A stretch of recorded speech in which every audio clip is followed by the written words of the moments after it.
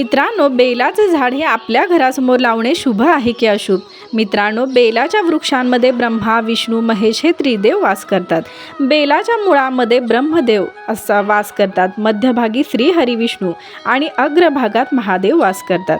मित्रांनो, बेलाचे झाड हे दैवी शक्तीने व्यापलेले देव स्वरूप आहे.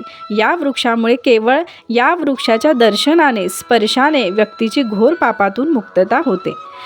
या बेलाच्या झाडाच्या केवळ प्रदक्षिणा घातल्यास सर्व तीर्थांना प्रदक्षिणा घातल्याचे पुण्य मिळते. या झाडाखाली पूजा, मंत्र, स्तोत्र, अनुष्ठान, वाचन, भोजन, तपश्चर्या केल्यास यातून मिळणारे फळ अनेक पटीने मिळते. मित्रांनो, मैत्रिणींनो, धर्मशास्त्रात असे सांगितले आहे की जी व्यक्ती बेलाचे झाड लावते त्याला त्याची काळजी त्या वृक्षाची काळजी घेते तर त्या व्यक्तीला 1 कोटी शिवालय, मंदिरे निर्मिती करण्याचे फळ मिळते, पुण्य मिळते. अशा व्यक्तीच्या घरात लक्ष्मी वास करते. तसेच व्यक्तीच्या जीवनातील अनेक समस्या दूर होतात. बेलाचे झाड लावल्याने वंशवृद्धी होते.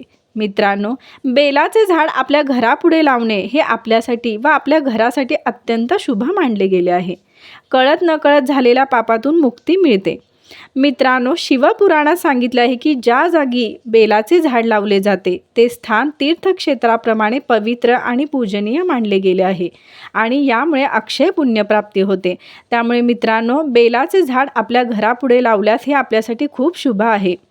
मित्रांनो, व्हिडिओ आवडला असेल तर प्लीज लाईक करा, शेअर करा, सबस्क्राईब करा. कमेंट्समध्ये हर हर महादेव लिहायला विसरू नका. श्री स्वामी समर्थ.